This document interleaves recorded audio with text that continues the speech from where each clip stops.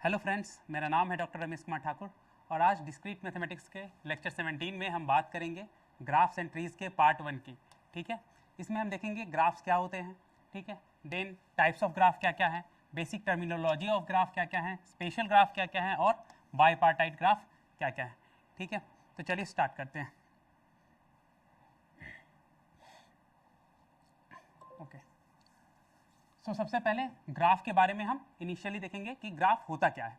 So basically graph जो होता है वो collection of set of vertices and edges होता है। So it is the collection of V and E, जहाँ वी रिप्रेजेंट करता है सेट ऑफ वर्टिसेस यानी कि नोड्स को, एंड ई रिप्रेजेंट करता है सेट ऑफ एजेस यानी कि कनेक्शंस को। ठीक है, और याद रखना है, ये बात बहुत इंपॉर्टेंट है कि जो हमारा वी है सेट ऑफ वर्टेक्स, ये कभी एम्प्टी नहीं हो सकता है। So vertex should be non empty, edge जो है ये एम्प्टी हो सकता है। सो अगर एक बेसिक ग्राफ की हम बात करें, सो देखिए अगर हम सिंपल एक वर्टेक्स बनाते हैं जिसका नाम हमने दे दिया V1, तो ये भी एक ग्राफ है। ठीक है, अगर हम दो वर्टेक्स बनाते हैं V1 एंड V2 एंड दोनों को कनेक्ट कर देते हैं किसी एज से, ठीक है, तो ये भी एक ग्राफ है। तो इस तरह से बहुत तरह के ग्राफ बन सकते हैं। तो उसमें हमारा जो वर्टेक्स सेट है वो नॉन एम्प्टी होना चाहिए और edge set it can be empty और non empty, don't matter. Okay, so ये हमने देख लिया। अब ग्राफ जो है वो दो तरह से हो सकते हैं basically. One is finite graph, ठीक है, इसमें number of vertices and edges finite रहेंगे, मतलब जिसे हम काउंट कर सके। देन इनफाइनाइट ग्राफ जिसमें इनफाइनाइट वर्टिसेस एंड एजेस रहेंगे। ओके, नाउ इस एग्जाम्पल की अगर बात करें तो कंप्यूटर नेटवर्क से रिलेटेड ग्राफ है। सपोज कि जो बहुत सारे कंप्यूटर्स हैं वो कनेक्टेड हैं, ठीक है, आपस में। जैसे यहाँ पे देख लीजिए, यहाँ पे कंप्यूटर नेटवर्क का ग्राफ्स है जिसमें यूएस के बहुत सारे सिटीज़ दिखाए गए हैं हमारे। उसमें है हमारा San Francisco, Los Angeles, Denver, Chicago, Detroit, New York and Washington. ये सब कनेक्टेड हैं किस तरह से, इन्हें हमने ये सारे वर्टिसेस जो हैं ये रिप्रेजेंट करते हैं कि एक सिटी को, और ये सारे कनेक्शंस जो हैं एजेस ये रिप्रेजेंट करते हैं कंप्यूटर नेटवर्क के कनेक्शन को, राइट। ओके, नाउ आगे चलने से पहले देखिए हम कुछ टाइप्स ऑफ ग्राफ पे अब चर्चा कर लेंगे, राइट।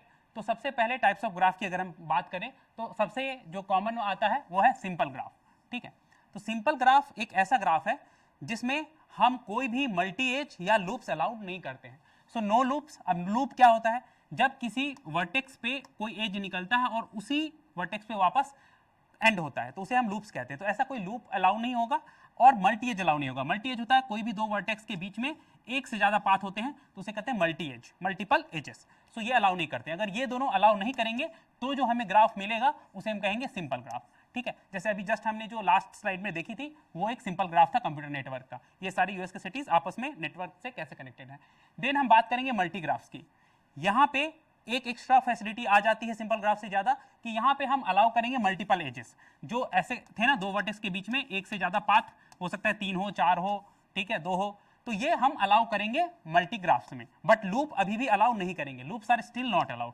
ओके, सो इसमें अगर हम बात करें तो मल्टीप्लिसिटी एम की एक डिस्कशन होता है। तो मल्टीप्लिसिटी होता है मल्टीपल ग्राफ में, मल्टी ग्राफ में, कि दो वर्टेक्स के बीच में कितने नंबर ऑफ एजेस हैं, कितने नंबर ऑफ एजेस हैं, उसे ही कहते हैं मल्टीप्लिसिटी। जैसे ये एक एग्जांपल ले लीजिए, computer network with multiple links between data centres. तो यहाँ पे देखिए जैसे लॉस एंजलिस एंड डेनवर की बात करें तो इनके बीच में कितने लिंक्स हैं, 2। तो यहाँ की मल्टीप्लिसिटी क्या हो जाएगी, 2। देन यहाँ पे डेनवर एंड शिकागो के बीच में देखिए 3 है, ठीक है, तो इसकी मल्टीप्लिसिटी 3। ठीक है, इस तरह से मल्टीग्राफ में मल्टीप्लिसिटी हम काउंट कर सकते हैं। नाउ स्यूडोग्राफ। अब ये स्यूडोग्राफ ये सबसे पावरफुल ग्राफ माना जा सकता है अनडायरेक्टेड ग्राफ में। अभी जो भी हम ग्राफ की चर्चा कर रहे हैं वो अनडायरेक्टेड, मतलब यहाँ पे हम डायरेक्शन नहीं दिखा रहे हैं। अगर V1 है और V2 है तो इन दोनों के बीच में जो एज है ये हम नहीं कह सकते कि V1 से V2 है या V2 से V1। हम उस पर चर्चा करेंगे अभी नेक्स्ट स्लाइड्स में। ठीक है, तो यहाँ पे स्यूडोग्राफ क्या होता है, इसमें हम लूप्स भी अलाउ करते हैं और मल्टी एज भी अलाउ करते हैं। सो स्यूडोग्राफ एक ऐसा ग्राफ है जिसमें देखिए यहाँ पे ये लास्ट में दिखाया गया है कि यहाँ पे सैन फ्रांसिस्को पे एक लूप है और ये इस दोनों के बीच में लॉस एंजलिस एंड डेनवर के बीच में मल्टीपल एजेस भी है। तो ये दोनों जहां पे अलाउ होते हैं उसको कहते हैं हम स्यूडोग्राफ। ठीक है,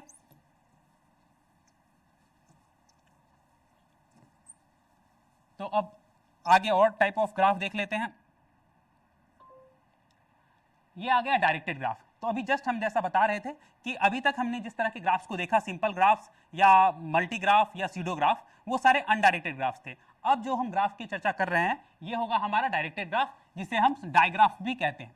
तो यहाँ पे क्या होता है, हर एक एज का जो है वो एक डायरेक्शन होता है कि कोई एज है मान लीजिए यू से वी की तरफ, तो या तो ऐसे रहेगा या हो सकता है यू से वी एक एज है तो वो ऐसे रहेगा, ठीक है। तो हमें डायरेक्शन भी पता रहती है कि वो एज किस डायरेक्शन में जा रहा है, तो इस तरह के ग्राफ्स को कहते हैं डायरेक्टेड ग्राफ, ठीक है। अब डायरेक्टेड ग्राफ के भी बहुत सारे टाइप्स हैं, जैसे सिंपल डायरेक्टेड ग्राफ। तो जैसे सिंपल अनडायरेक्टेड ग्राफ था, वहां हम कोई लूप अलाउ नहीं करते थे, मल्टी एज अलाउ नहीं करते थे। सिमिलरली यहाँ डायरेक्टेड ग्राफ में भी हम सिंपल डायरेक्टेड ग्राफ देखते हैं, उसमें भी हम कोई भी एज जो है वो multi loops and multi edges ये सब अलाउ नहीं करेंगे, सेम जैसा अनडायरेक्टेड में था। जैसे ये एक एग्जांपल है कम्युनिकेशन नेटवर्क का, वही यूएस के सिटीज का। तो देखिए यहाँ पे ये वाला सिंपल नहीं है, सिंपल का तो यहाँ पे दिया, हाँ सिंपल वाला ही है। तो हर जगह एज जो है वो देखिए क्या है कि एक डायरेक्शन के साथ है और कहीं भी लूप नहीं है, ये इस तरह का लूप आप नहीं देखेंगे, और कहीं भी मल्टी एज नहीं है, मतलब दो जगह के बीच में सेम पाथ सेम डायरेक्शन में। यहां जो ये दिख रहा है आपको, ये भी मल्टी एज नहीं है, क्योंकि एक जो एज है ये लॉस एंजलिस से डेनवर की तरफ गया है और ये एक डेनवर से लॉस एंजलिस की तरफ गया है, तो ये दोनों अलग अलग एज है, मल्टी एज नहीं होंगे, ठीक है। तो ये एक सिंपल डायरेक्टेड ग्राफ है। और अगर हम डायरेक्टेड मल्टी ग्राफ की बात करें तो यहां पे हम लूप भी अलाउ करेंगे और मल्टी एजेस भी अलाउ करेंगे, ठीक है। तो ये वाला है हमारा डायरेक्टेड मल्टी ग्राफ, यहां हर तरह के लूप्स एंड एजेस बोथ हम अलाउ करते हैं, ठीक है। तो अभी जो हम पढ़ रहे हैं ये सब डायरेक्टेड के टर्म से पढ़ रहे थे, इससे पहले हमने अनडायरेक्टेड का देख लिया था, ओके। अब एक और टाइप ऑफ ग्राफ आता है जिसको कहते हैं मिक्स्ड ग्राफ, ओके। तो मिक्स्ड ग्राफ क्या है, इसमें दोनों तरह के एजेस होते हैं, अनडायरेक्टेड एंड डायरेक्टेड, ठीक है। तो हो सकता है कि एक यू हो, एक वी हो और एक टी हो, ये तीन हमारे वर्टेक्स हैं। यू से वी एक अनडायरेक्टेड एज है एंड वी से टी एक डायरेक्टेड एज है। अगर इस तरह से एक मिक्सर टाइप का कुछ ग्राफ है जिसमें डायरेक्टेड एंड डायरेक्टेड दोनों तरह के एज है, तो उसे कहते हैं हम मिक्स ग्राफ, ओके। और यहाँ एक टेबल दी गई है जिसमें बहुत अच्छे से हम देख सकते हैं कि कैसे हर एक तरह के ग्राफ को जो हमने पढ़ा टाइप्स, उसको एक टेबलर फॉर्म में दिया गया है कि सिंपल ग्राफ हमारा क्या था, अनडायरेक्टेड का था, वो मल्टीपल एज अलाउ नहीं करता था और लूप्स भी अलाउ नहीं करता था। बट मल्टीग्राफ अनडायरेक्टेड में क्या करता था, मल्टीपल एज अलाउ करता था, बस लूप अलाउ नहीं करता था। बट स्यूडोग्राफ जो था वो अनडायरेक्टेड में सबसे पावरफुल था, वो मल्टी एज एंड लूप्स दोनों अलाउ करता था। सिमिलरली सिंपल डायरेक्टेड ग्राफ, अगर डायरेक्शन की टर्म्स में बात करें तो डायरेक्टेड ग्राफ था, ये मल्टीपल एजेस अलाउ नहीं करता था, ना ही ये लूप्स अलाउ करता था। बट डायरेक्टेड मल्टीग्राफ जो था हमारा, वो क्या करता था, डायरेक्टेड तो था, साथ में ये दोनों अलाउ करता था, loops and multi edge. And जो सबसे लास्ट वाला मिक्स ग्राफ जो था, ये डायरेक्टेड एंड अनडायरेक्टेड दोनों होता है, ठीक है। इसमें दोनों तरह के एज होते हैं और ये सब कुछ अलाउ करता है। तो ये टेबल बताता है कि किस तरह से different different types of graph को हम टेबुलर रिप्रेजेंटेशन में एक साथ देख सकते हैं, ठीक है। अब हम बात करेंगे कुछ बेसिक टर्मिनोलॉजी ऑफ ग्राफ्स की। तो चलिए बेसिक टर्मिनोलॉजी में सबसे पहले बात करेंगे एडजेसेंसी इन ग्राफ्स। सो एडजेसेंसी इन ग्राफ्स क्या होता है, सो दो वर्टेक्स हैं यू एंड वी, अगर इसे एडजेसेंट कहेंगे तो ये तभी कह सकते हैं जब ये एक किसी पर्टिकुलर एज से कनेक्टेड हो, ठीक है। सो कोई एज है, एक यू है, वी है, इसको एडजेसेंट तब बोलेंगे जब ये किसी पर्टिकुलर एज से कनेक्टेड हो, ठीक है। So they are end points of an edge. उसके बाद एज इंसिडेंट क्या होता है, अगर किसी एज ई को हम बोलेंगे कि वो इंसिडेंट है किसी वर्टेक्स यू एंड वी पे, तो सेम बात अगर वो यू एंड वी से कनेक्टेड है तो हम बोलेंगे this edge is incident on U and V, okay. अब नेबर्स एंड नेबरहुड की बात कर लेते हैं, ठीक है। तो नेबर्स क्या होते हैं पहले देख लेते हैं। सो नेबर्स अगर मान लो एडजेसेंट है कोई दो वर्टेक्स, तो इन वर्टेक्स को नेबर्स भी कहा जाता है, नेबर्स भी कहा जाता है। जैसे रियल लाइफ में होता है ना, जिनके घर पास पास होते हैं वो नेबर्स कहलाते हैं। यहाँ भी जिनके दो ऐसे वर्टेक्स जिनके बीच में कनेक्शन है या एज है तो वो नेबर्स कहलाते हैं। और ऐसे सारे नेबर्स जो हो जाते हैं किसी पर्टिकुलर वर्टेक्स के, वो कहलाता है उस वर्टेक्स का नेबरहुड। सो यहाँ पे देखो, अगर हम नेबर्स की बात करें एनवी, तो नेबर्स वो सारे वर्टिसेस होते हैं जिनके बीच में एक एज बनता है, ठीक है। U B will be an as.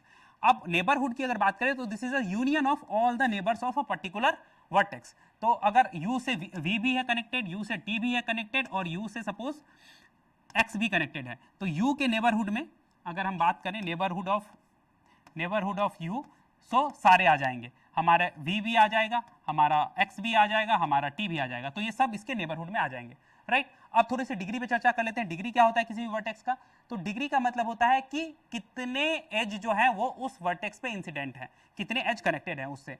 जैसे कोई ग्राफ है यहाँ पे, जैसे यू, इस वर्टेक्स की बात करें तो यहाँ पे कितने एज कनेक्टेड है, देखिए 3 है, 1 2 3, तो इस यू की जो डिग्री है वो 3 है। और इसको डिनोट कैसे करते हैं, DEG of particular vertex V, जो भी वर्टेक्स हमारा है। तो इस केस में अगर हम यू की बात करें, डिग्री ऑफ यू इज 3।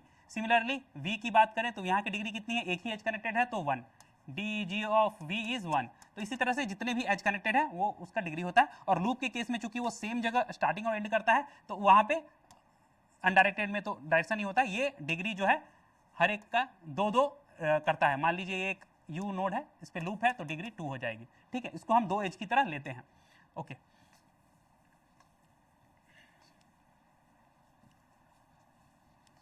सो अब कुछ और टर्म्स हम देखेंगे।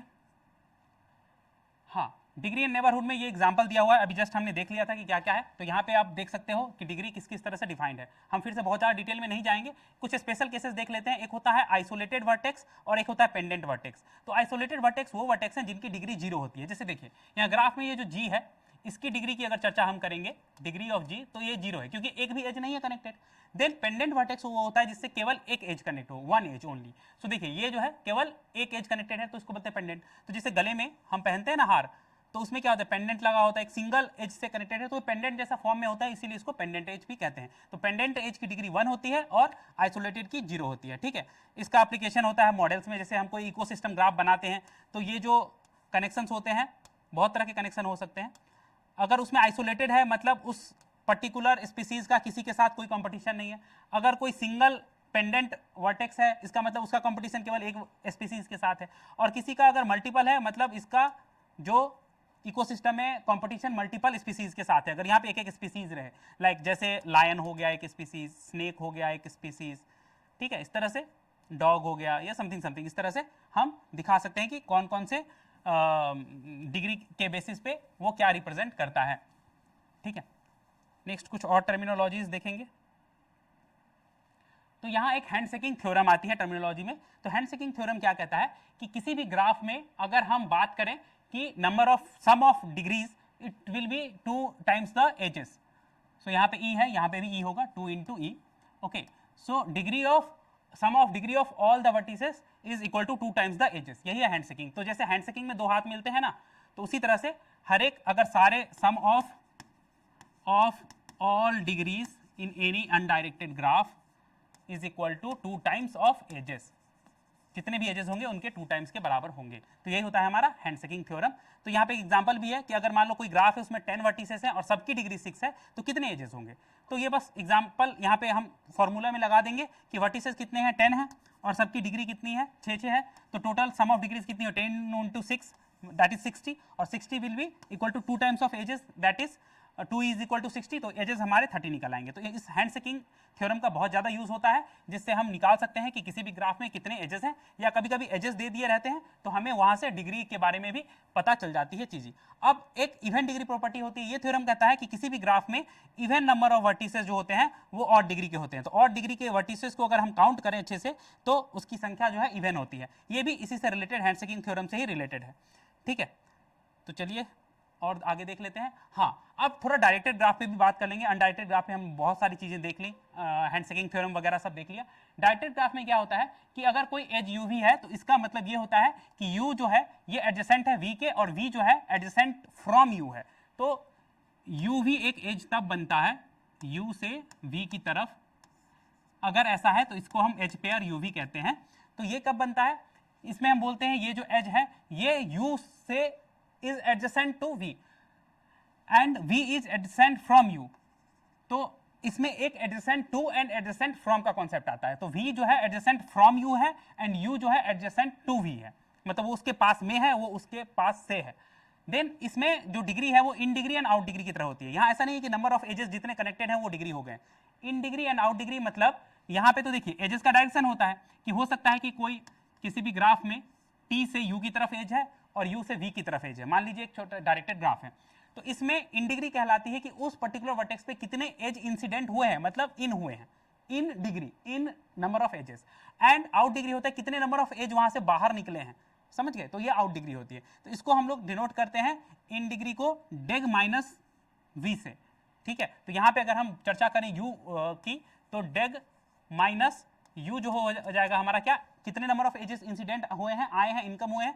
So that is 1, so in degree is 1। Similarly out degree को डेग प्लस से डिनोट करते हैं, तो आउट डिग्री जो है यू की कितने एजेस बाहर निकले हैं, तो वो भी 1 है, तो ये भी हो जाएगी 1। तो इस तरह से हम in degree and out degree देख लेंगे, यहाँ भी उसी का एग्जांपल दिया हुआ है, ठीक है। तो हो सकता है कि कहीं की इन डिग्री और आउट डिग्री भी 0 हो, ठीक है, क्योंकि अगर एक भी एज नहीं आया, जैसे ये एफ है, इसमें कोई भी एज ना अंदर आया ना बाहर गया, तो ये हो गया हमारा इसका इन डिग्री आउट डिग्री दोनों 0, ठीक है। तो चलिए आगे देखते हैं। अब इसमें क्या है, हाँ, तो यहाँ पे जो थ्योरम है, जैसे वहां पे हैंडशेकिंग थ्योरम था, तो यहाँ जो थ्योरम है डायरेक्टेड ग्राफ में ये होता है कि number of in degree is equal to number of out degree and that is equal to total number of edges, ठीक है। यहाँ पे एक डिग्री जो है वो मतलब sum of degree is not 2 into edges, क्योंकि यहाँ इन डिग्री आउट डिग्री अलग अलग है, ठीक है, कुछ अंदर आए हैं एज, कुछ एज बाहर गए हैं, तो सब इक्वल होते हैं, जितने एज अंदर आते हैं उतने ही एज बाहर जाते हैं, और वही होता है equal to number of edges के, ठीक है। एंड इसके बीच में कनेक्शन अनडायरेक्टेड एंड डायरेक्टेड में ये है कि अगर आप डायरेक्शन हटा देंगे तो दोनों का नंबर ऑफ एजेस तो है वो तो सेम ही हो जाता है, ठीक है। बस यहाँ ये इन डिग्री और आउट डिग्री का कॉन्सेप्ट अच्छे से हमें याद रखना पड़ता है कि कितने नंबर ऑफ एजेस आए वो इन डिग्री है और कितने नंबर ऑफ एजेस गए वो आउट डिग्री है। अब कुछ स्पेशल ग्राफ्स की बात कर लेते हैं, जो ये ग्राफ्स काफी यूजफुल होते हैं और हर जगह हम देखेंगे एग्जाम्पल में इसका चर्चा होता है। तो एक होता है कंप्लीट ग्राफ, उसको बोलते हैं के एन, कैपिटल के एंड स्मॉल एन। यहाँ एन क्या है, नंबर ऑफ वर्टिसेस। तो कंप्लीट ग्राफ के एन जो होता है इसमें होता है कि एग्जैक्टली होते हैं 1 एज बिटवीन ईच वर्टेक्स, ठीक है। तो K1, K2, K3 ये सब आते हैं। इसमें क्या है कि n का मतलब है नंबर ऑफ वर्टेक्स, तो Kn में n नंबर ऑफ वर्टेक्स है और हर एक वर्टेक्स के बीच में एक एक आपस में कनेक्शंस रहेंगे। जैसे अगर हम K4 की बात करें तो 4 वर्टेक्स हैं, 1 2 3 4, और सब आपस में कनेक्टेड है। तो ये जो है इससे भी कनेक्टेड है, इससे भी कनेक्टेड है, इससे भी कनेक्टेड है। सिमिलरली ये इससे इससे इससे, ये वाला इससे इससे इससे, ये वाला इससे इससे इससे, तो सब सबसे कनेक्टेड होते हैं। तो यही होता है कंप्लीट ग्राफ की कनेक्शन फुल होता है, ठीक है। तो ये K1 है, ये किसी से एक ही वर्टेक्स से कहीं कनेक्टेड नहीं है, K2 दो है आपस में कनेक्टेड, K3 आपस में कनेक्टेड, K4 K5 इस तरह से है। देन एक साइकिल होता है, ठीक है। तो साइकिल Cn कहलाता है, यहाँ भी n नंबर ऑफ वर्टेक्स ही है, बट यहाँ पे नंबर ऑफ एजेस भी n ही होते हैं। इसमें क्या है, ये एक क्लोज लूप फॉर्म करते हैं, n number of vertices and edges both होते हैं। जैसे देखिए ये C3 है, तो यहाँ पे 3 वर्टेक्स और 3 एज हैं, सब ऐसे हैं कि एक साइकिल फॉर्म कर रहे हैं। यहाँ C4 में ये भी एक 4 का साइकिल फॉर्म कर रहे हैं, ठीक है। इसीलिए 5 का 6 का इस तरह से हम देख रहे हैं। कुछ और स्पेशल ग्राफ देख लेंगे हम, एक दो साइकिल्स और कंप्लीट ग्राफ तो हमने देख लिए हैं। नाउ व्हील्स क्या होता है, जैसे हमने साइकिल देखे ना, सिमिलरली साइकिल का ही कॉन्सेप्ट हम व्हील्स में भी लगाते हैं। अगर साइकिल के बीच में एक एक्स्ट्रा वर्टेक्स लगा दिया जाए और उसको सारे वर्टेक्स से कनेक्ट कर दिया जाए साइकिल में, तो उसे हम व्हील्स कहते हैं। तो व्हील्स में WN में n जो है वो नंबर ऑफ वर्टिसेस से एक कम होता है। क्यों? क्योंकि वो जो एक एक्स्ट्रा वर्टेक्स लगता है ना, वो इसमें हम नहीं दिखाते हैं n में। तो साइकिल के बेसिस पे व्हील्स डिफाइन होते हैं। जैसे चक्का होता है ना पहिए मोटरसाइकिल साइकिल का, उसी तरह से ये भी होता है, बीच में लगा होता है, वहां से रीम सारे कनेक्टेड होते हैं। ये रीम की तरह सारे वर्टेक्स से कनेक्ट हो जाता है साइकिल में। तो पहले हम साइकिल बनाएंगे, ठीक है। अगर हमको W4 बनाना है तो पहले हम C4 बनाएंगे ऐसे स्क्वायर, और फिर उसके बीच में एक वर्टेक्स लगा के उसको सबसे कनेक्ट कर देंगे। तो ये होता है व्हील्स, ठीक है। और n क्यूब होता है, ये थोड़ा स्पेशल ग्राफ है। ये n डायमेंशनल हाइपर क्यूब को रिप्रेजेंट करता है, जिसमें जितने भी वर्टिसेस होते हैं वो रिप्रेजेंट करते हैं 2 to the power n bit string of length n के, ठीक है। तो जैसे अगर C2 की बात करें तो 2 to the power 2 that is 4 vertex बनेंगे, और सबको बिट स्ट्रिंग के फॉर्म में 0 0 0 1 1 0 1 1 जैसे होते हैं ना बाइनरी में, वो कॉम्बिनेशन। 3 में करेंगे तो क्यूब फॉर्म हो जाएगा, 0 0 1 0 0 0 1 0 1 0 0, इस तरह से ये सारे इतने कॉम्बिनेशन होंगे। और आपस में कनेक्शंस तभी बनेंगे जब वो बिट स्ट्रिंग कम से कम एग्जैक्टली 1 स्ट्रिंग पे डिफरेंट हो। जैसे 0 0 और 0 1 कनेक्ट होंगे क्योंकि एक डिफरेंस है, यहाँ 0 है यहाँ 1 है। 0 1 एंड 1 1 क्योंकि यहाँ पे एक डिफरेंस है ना, ये 0 1 है। बट 0 0 और 1 1 आपस में कनेक्टेड नहीं है क्योंकि दो जगह डिफरेंट है। ओके, तो ये हो गया हमारा n क्यूब, ठीक है। अब इसके बाद बस एक बाइपार्टाइट ग्राफ का कॉन्सेप्ट हमारा बचा है ग्राफ में, तो ये बेसिक्स हमारा ग्राफ का कंप्लीट हो जाएगा। तो बाइपार्टाइट ग्राफ क्या है, बहुत ही सिंपल कॉन्सेप्ट है। अगर हम ग्राफ को 2 वर्टेक्स सेट में डिवाइड कर दें इस तरह से, ताकि एक वर्टेक्स सेट से दूसरे वर्टेक्स सेट में सारे एजेस हो, आपस में कोई एज ना हो, तो बाइपार्टाइट ग्राफ जो है वो तभी होगा जब वर्टेक्स सेट को हम डिवाइड कर सकते हैं 2 वर्टेक्स सेट, किसमें, V1 एंड V2 में।